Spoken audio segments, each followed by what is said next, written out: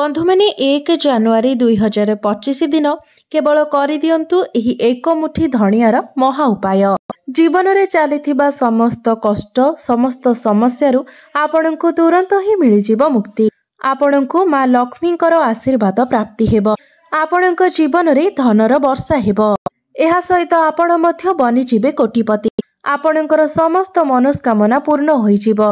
बंधु माने खूब शीघ्र नुआ वर्ष 2025 आरंभ होबाकू जाउछि एवं एही दिन जदि आपण केवल 2 ରୁ 4 मिनिट समय बाहर करी एक मुठी धनियार सेही प्राचीन कालर महा उपाय को करिनियंती जो विषय तंत्र शास्त्र रे उल्लेख रहिछि तो एही उपायटी को करिबा परे साक्षात माँ लक्ष्मींकर सेही आशीर्वाद एवं वरदान प्राप्ति हेब, जहा द्वारा आपणकर जन्म जन्मांतरर दारिद्र्यता कष्ट समस्या सबु किछि दूर होइजिब। तो आजिर एही भिडियो रे धनियार जो उपाय मु आपणको कहिबाकू जाउछि एहा आपणको पई एक चमत्कारी उपाय अटे, जहार शुभ फल आपणको निश्चित भावरे प्राप्ति हेब।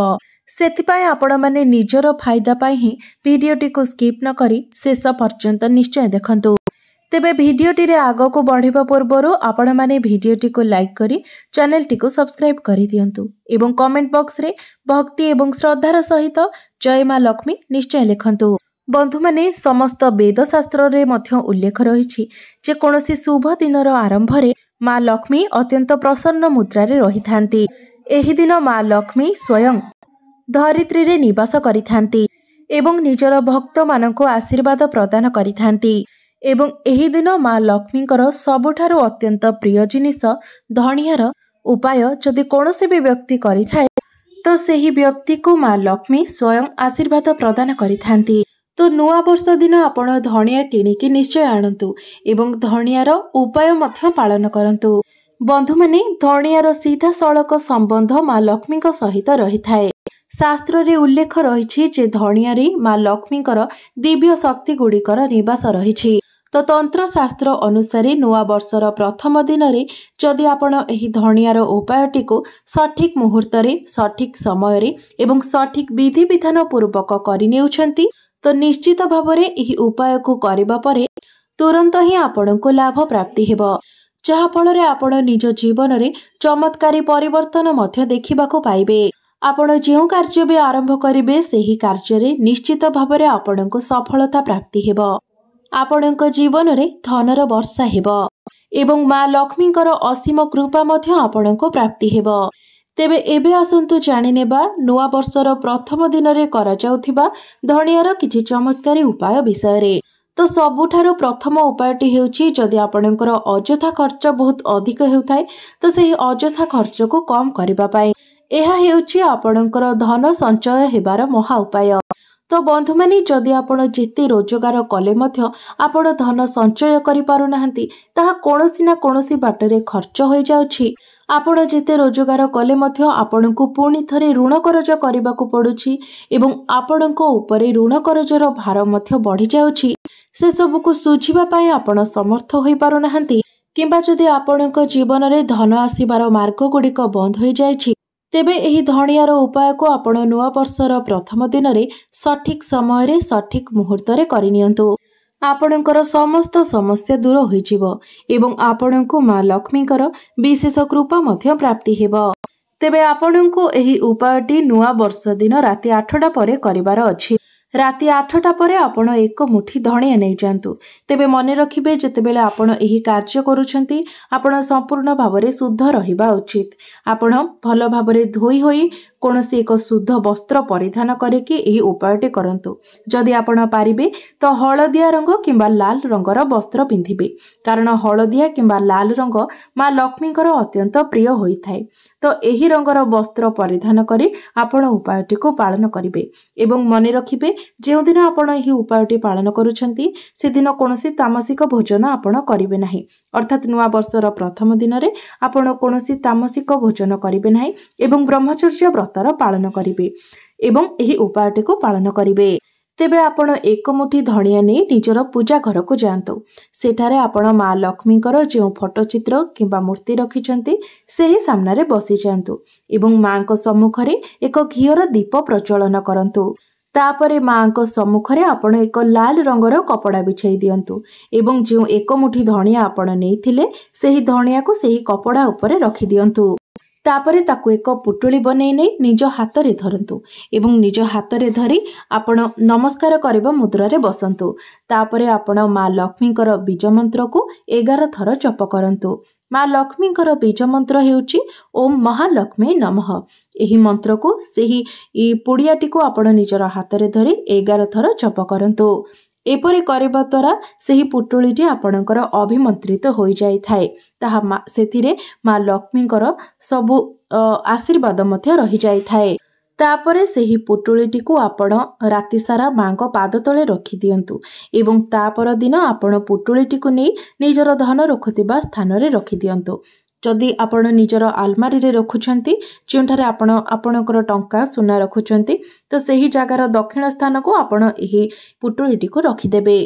एपरि करबा द्वारा यह आपणक जीवन को धन टाणिबार चुंबक भली कार्य करिथाए। यह आपणक गृह को धन को आकर्षण करिथाए एवं यह द्वारा आपणक गृह रे माँ लक्ष्मीकर मध्य निवास होइथाए। एहा परे आपणकर समस्त धनजनित समस्या दूर होइछिबो। जदि आपणकर ऋण करजर भार बढ़ी जायछि तो निश्चित भाबरे धीरे धीरे आपण ताको सुझिबाको समर्थ होई परिबे एवं आपणकर जे अजथा खर्च हेउतिला अजथा खर्च मध्य आपणकर धीरे धीरे कम होइजिबो। एहा सहित आपणकर रोजगार रे मध्य वृद्धि आसीबो।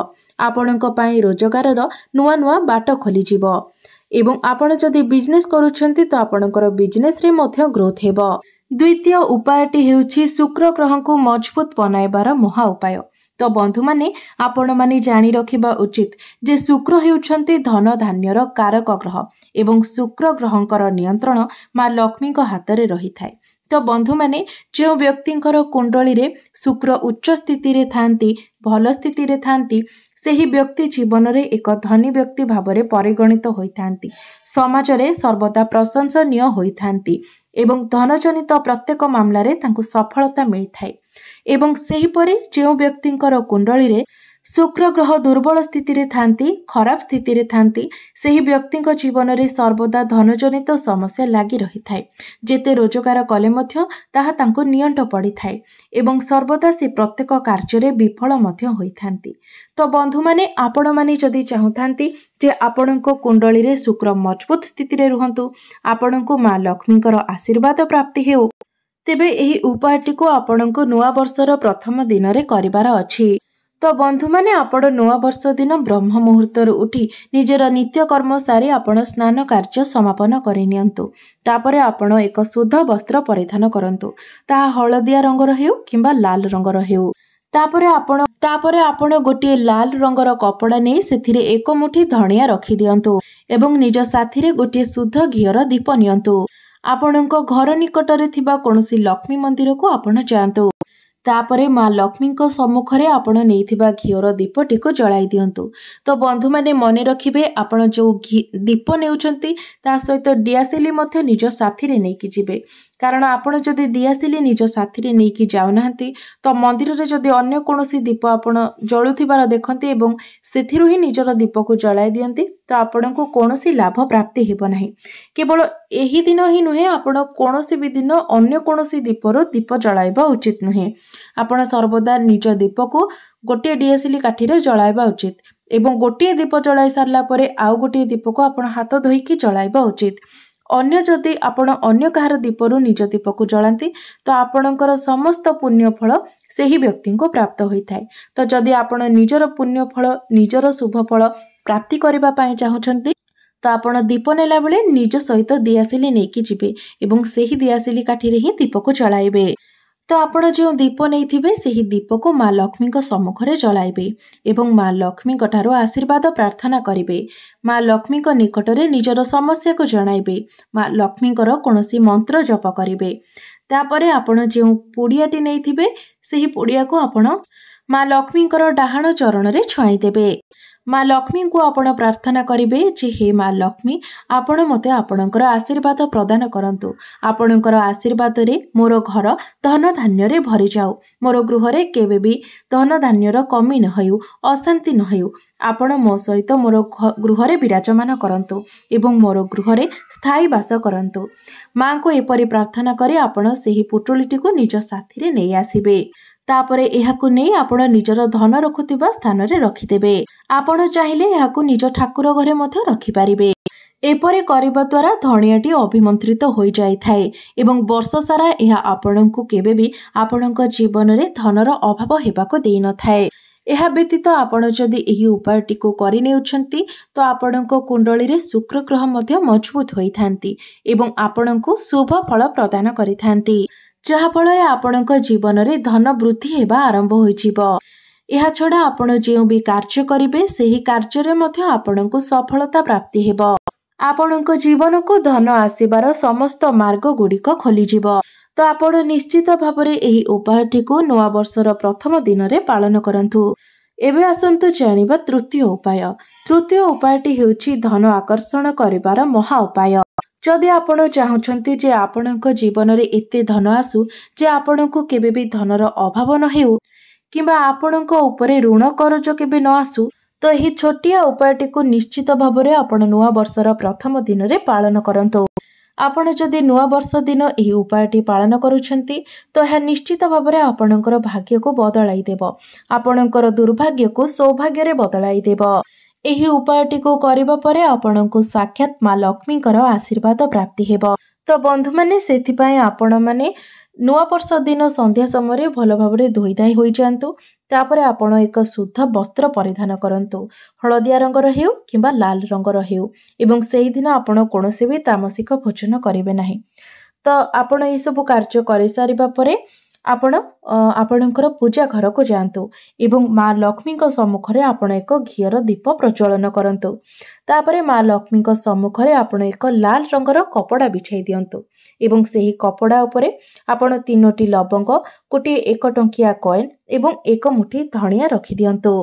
तापरे एही कपड़ा को भल भाबरे बांधी आपण एक पुटुली बनै दियंतु। तापरे सेही पुटुलीटी को निज हाथ रे धरी आपण माँ लक्ष्मीकर बीज मंत्र को 11 थर जप करंतु। माँ लक्ष्मीकर बीज मंत्र हेउछि ओम महालक्ष्मी नमः। एही मंत्र को आपण 11 थर जप करंतु। आपण एपरि करिबा द्वारा सेही पुटुलीटी अभिमंत्रित होइजिबो। सेथिरे माँ लक्ष्मीकर आशीर्वाद रहिबो। तापरे सेही पुटुलीटी को आपण नै निजर धन रखुतिबा स्थान रे रखि दियंतु एवं माँ लक्ष्मी निकट रे आपण प्रार्थना करंतु जे हे माँ लक्ष्मी एही पुटुलीटी मो जीवन रे धन आकर्षण करिवार कार्य करू, मो गृह रे धन धान्यर अभिवृद्धि हेउ। एपरि प्रार्थना करी सेही पुटुलीटी को आपण निजर धन रखुतिबा स्थान रे रखि दियंतु। आपण चाहिले एहाको आपणकर व्यापार स्थल रे मध्य रखि पारिबे। आपण दोकान रे जेउठारे आपण टंका पैसा रखुचंती सेठारे मध्य आपण एहाको रखि पारिबे। एही उपायटी को जदि आपण सठिक भावरे करिनियंती, विश्वासर सह भक्तिर सह करिनियंती तो देखिबे एही उपायटी को करिबा परे निश्चित भावरे आपणक जीवन रे धन वृद्धि हेबा आरंभ होइजिबो। आपणकर व्यापार वाणिज्य रे उन्नति हेबो। आपण जेउ भी कार्य करिवे सेथिरे आपणको सफलता प्राप्ति हेबो। आपणको माँ लक्ष्मीकर आशीर्वाद प्राप्ति हेबो, जहा फलरे आपणक जीवन रे धन जनित समस्त समस्या गुड़िक दूर होइजिबो। तो बंधु माने निश्चित भाव में यही उपाय गुड़िक मध्यरु कोनोसी गोटे उपाय आपण नवा वर्ष दिन पालन करंतु, कारण यही उपाय गुड़िक बहुत ही सहज किंतु बहुत चमत्कारी एवं प्रभावशाली।